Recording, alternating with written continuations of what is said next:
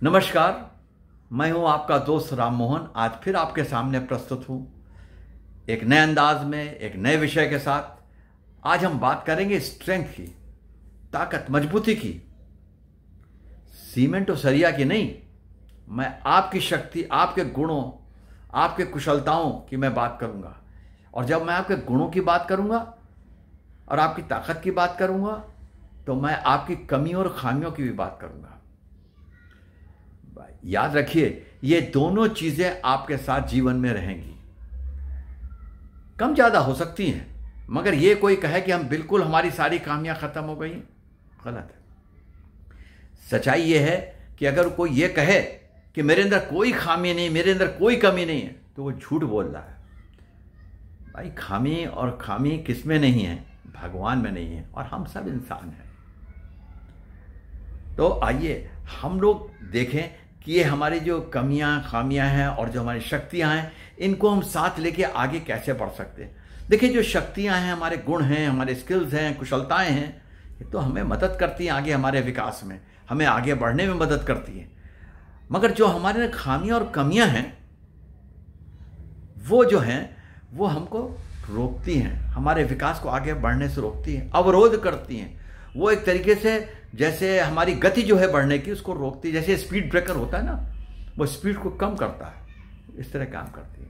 मगर जैसा कि मैंने पहले ही कहा कि दोनों साथ रहेंगे, तो चलिए देखते हैं दोनों को साथ रहते हुए कैसे हम सबसे अच्छा कर सकते हैं ताकि हमारा विकास होता रहे। तो चलिए पहले हम जरा शक्तियों की बात कर लेते हैं, है ना। तो देखिए, जो हमारे अंदर शक्तियां, गुण हैं, कुशलताएं हैं, वो कुछ तो हमने कुदरत से पाई हैं। जब हम पैदा हुए तो हमारे अंदर वो थी। मैं आपको कुछ उदाहरण देता हूँ। सरदार मिल्खा सिंह का जिक्र करूँगा, जो हमारे देश के बहुत बड़े धावक थे। इतने मेडल्स जो हमारे लाए ओलंपिक से, कॉमनवेल्थ गेम्स से। वो पंजाब के एक बहुत छोटे से गांव में बड़े गरीब घर में पैदा हुए थे। उनके पहनने को जूते भी नहीं थे, मगर उस बच्चे में एक बड़ी खूबी थी। गाँव वाले देखते थे ये चलता नहीं, दौड़ता ही रहता है। जहाँ चल के जा सकता वहाँ भी दौड़ता है। और उनके पैर में जूते नहीं होते थे, इसलिए जब गर्मियों के दिन में स्कूल बहुत दूर, कई किलोमीटर दूर उनका घर स्कूल था, जब वहाँ से रात शाम दोपहर में लौटते तो ज़मीन बहुत गर्म होती थी। तो जहाँ ज़मीन गर्म थी, दौड़ दौड़ के निकल जाते थे और फिर साय साय में आराम से चलते थे। तो ये उनको जो है दौड़ने की जो है, उनको ये स्ट्रेंथ जो है, जो ताकत जो है, ये स्किल जो थी, वो ऊपर से मिली थी। इस तरह बड़े हमारे गायक हुए हैं। लता मंगेशकर जी थी, सोनू निगम जी हैं, अनूप जलोटा जी हैं, किशोर कुमार और तमाम सिंगर। इन सबको कुदरत ने क्या दिया? एक सुरीला गला दिया। किसी तरह कुछ लोगों के पास क्या होती है, उनकी मेमोरी, उनकी याददाश्त बहुत अच्छी होती है। मेरे साथ एक मेरे दोस्त पढ़ते थे, गजब की याददाश्त थी उनके। किसी भी किताब का पन्ना उन्होंने 2 बार भी पढ़ लिया, फिर उनको सब याद है, उनको पूछने की जरूरत नहीं, दोबारा देखने की जरूरत नहीं है। बहुत सारी चीजें हमको जो समझ नहीं आती, हम रटते थे, उनको लिखते थे, तब आके वो 2 बार पढ़ लिया, अपना हो गया। जबरदस्त थी। इसी तरह कुछ चीजें हम जो हैं, कुछ हम अपनी जो शक्तियां हैं, जो हम अपने अच्छे गुण हैं, वो धीरे धीरे हम सीखते हैं जैसे अपने जीवन में आगे बढ़ते हैं। जैसे जैसे हम स्कूल में गए, कॉलेज में गए, वहाँ कोई सब्जेक्ट हमको बहुत पसंद आ गया, हमें बड़ा रुचि आ गई इसमें, हमने उसकी अच्छी ज़बरदस्त नॉलेज हासिल कर ली।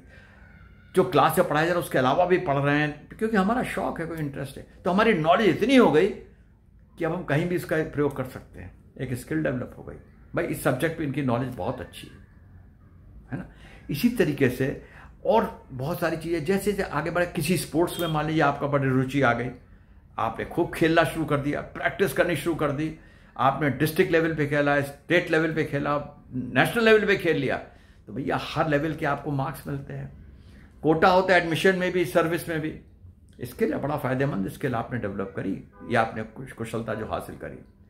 इस तरह बहुत सारे, और बहुत ज़रूरी बात जो है वो ये है कि हमें अपनी कुशलताओं पे बराबर काम करते रहे। जितनी है उतने पे नहीं छोड़ देना चाहिए, बराबर काम करना चाहिए। मैंने सरदार मिल्खा सिंह साहब का जिक्र किया आपसे। देखिए, वो उनके पास एक कुशलता थी, मगर उसको अच्छा किया और बढ़ाया किसने किया, किसने ग्रो कराया? आर्मी में। वो इंडियन आर्मी में चले गए थे, उन्होंने ज्वाइन कर लिया था, और वहाँ एक अलग इंस्ट्रक्टर था उनके लिए जो उनको ट्रेनिंग देता था, और उसने उनको इतने ऊपर तक उठा दिया। तो काम करना पड़ा ना। इसी तरह जिन गायक और गायिकाओं का मैंने जिक्र किया, लता मंगेशकर जी का, सोनू निगम, अनूप जलोटा, इन सबको गला सुरीला मिला था। मैंने बहुत रियाज की, प्रैक्टिस करी, तब इस स्तर पे वो पहुंच पाए कि वो गाना गाते थे, इतना अच्छा गाते थे। तो हमें अपनी ज़रूरी चीज़ है कि हम अपनी जितनी भी हमारी खूबियां उनको पहचानें। देखिए, बहुत ज़रूरी बात मैं बता रहा हूं, अपनी खूबियों को पहचानिए और आप उनको और अच्छा करने की कोशिश करिए। जैसे जैसे आप बढ़ते जाते हैं, आप इनको और इन पे काम करिए ताकि और आपका अच्छा साथ दें। देखिए, यही सब आपका साथ देती है, ये आपकी ग्रोथ में आपके काम आती है, आपके विकास में काम आती है। अब चलिए थोड़ा बात कर लेते हैं हम कमियों की, वीकनेसेस की, खामियों की। भाई, सबसे पहली बात तो ये है, मजेदार बात जो ये है कि हम लोग मानने को तैयार नहीं हमारे अंदर कोई कमी है। बुरा मत मानने का, ये आप बहुत से लोगों में बात होती है, हो सकता है कुछ लोगों में ना भी हो, मैं नहीं सबको नहीं कह रहा हूं, मगर कुछ लोगों में होती है कि वो मानते ही नहीं। हमारे एक मित्र हैं, बोलते बहुत हैं, दुनिया का कोई टॉपिक हो जाए, इंजीनियरिंग का हो, डॉक्टरी का हो, कोई हो, एनीथिंग, वो हर एक में बोलेंगे जरूर। तो उनको एक दो बार, अच्छा होता क्या है, जब बहुत ज़्यादा बोलते हैं तो गलत बोलते हैं, बेमतलब की बातें बोलते हैं। उनको एक दो बार बताया गया, भाई तुम कम बोला करो यार, तो फौरन छूटते ही बोले वो, अरे नहीं मैं तो बहुत कम बोलता हूँ, जहाँ ज़रूरत है वहीं बोलता हूँ। तो कौन समझाए उनको? तो जिस प्रकार से हमने आपको अच्छाइयों की बात बताई, उसी तरह से बहुत सारी कमियां, खामियां हमें जब हम पैदा होते हैं तो ऊपर से मिल जाती हैं। जैसे किसी की आंख की रोशनी कम है, कमी है, किसी को सुनने की प्रॉब्लम है, कोई लोग हम स्टैमर करते हैं, हकलाते हैं। तो जैसे हमने अच्छाइयों पे काम करने को बोला, वैसे इन सब चीज़ों पे काम करना। आजकल मेडिकल साइंस बहुत आगे है, जो भी ये खामियां हैं, आपको जिसको भी हो उसको उसके ऊपर काम करना चाहिए, कोशिश करें उसको इम्प्रूव करें। देखिए, आप उसको छोड़ के बैठना सही बात नहीं होगी। और इसी प्रकार से और भी बहुत सारी चीज़ें, हम जैसे जैसे जीवन में आगे बढ़ते हैं, माहौल मौके के हिसाब से अंतर आ जाती है। जैसे एक आदत होती लोगों में, टाल मटोल, प्रोस्टिनेट करने की होती है। हमारे परिवार में एक हैं, पढ़े लिखे सब हैं, बहुत धनाढ्य व्यक्ति हैं, उनको आप 1 महीने पहले बता दिए कि भाई फला जगह शादी है, आपको आना है, तो आप अपनी बुकिंग वगैरह करा लीजिए। वो बंदा जो है लास्ट मोमेंट पे ही कराएगा अपना टिकट, और फिर आपको फ़ोन पे कहेंगे हमारा RSC आ गया है, हमारा वेटिंग लिस्ट 1 है 2 है। करें, क्यों नहीं कर लेते हो भाई जल्दी तुम? मगर नहीं, आदत है।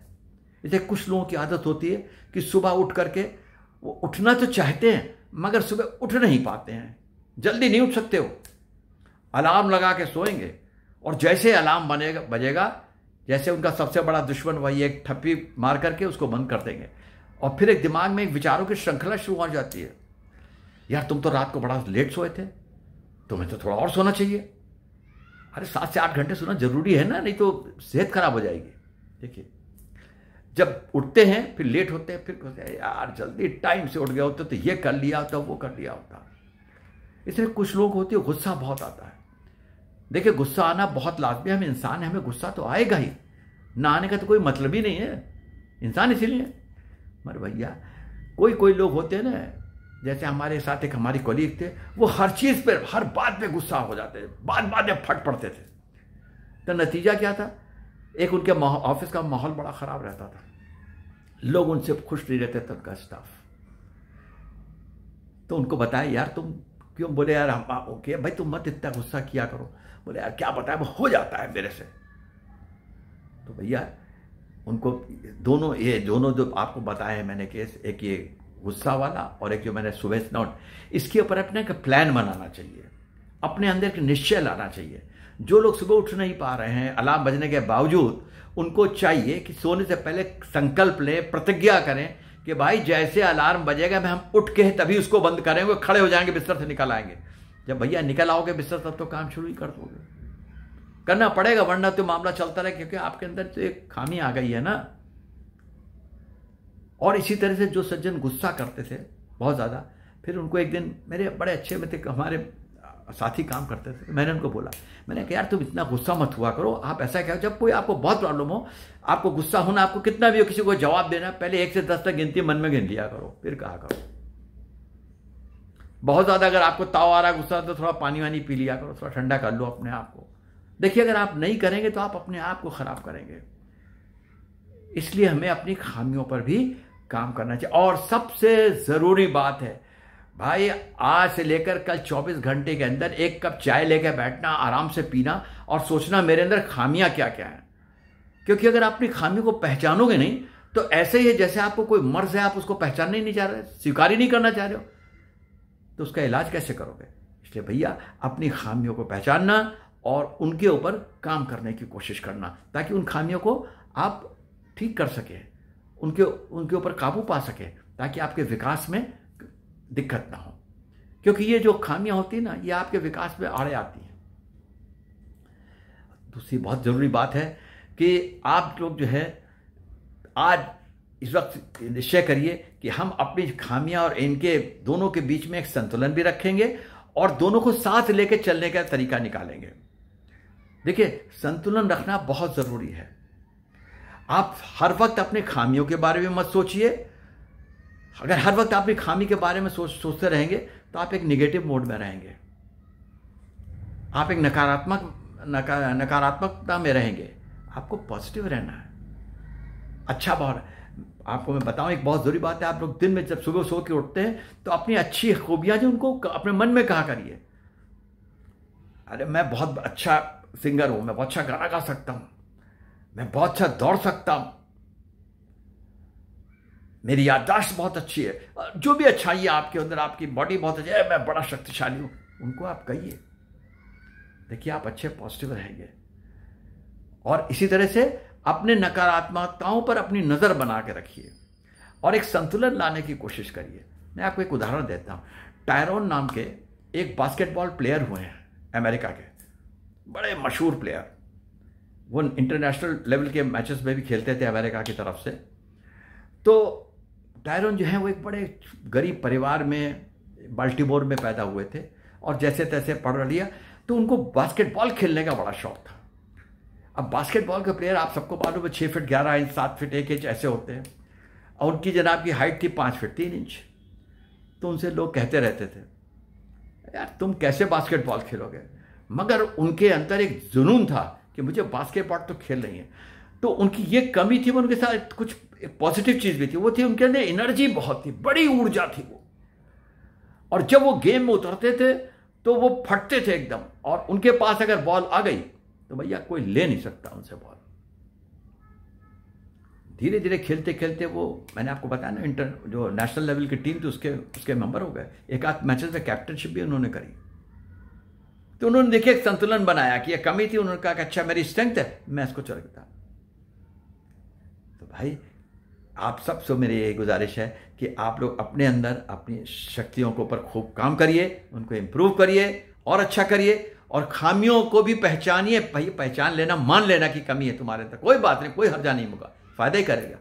और फिर उनके ऊपर भी आप काम करिएगा।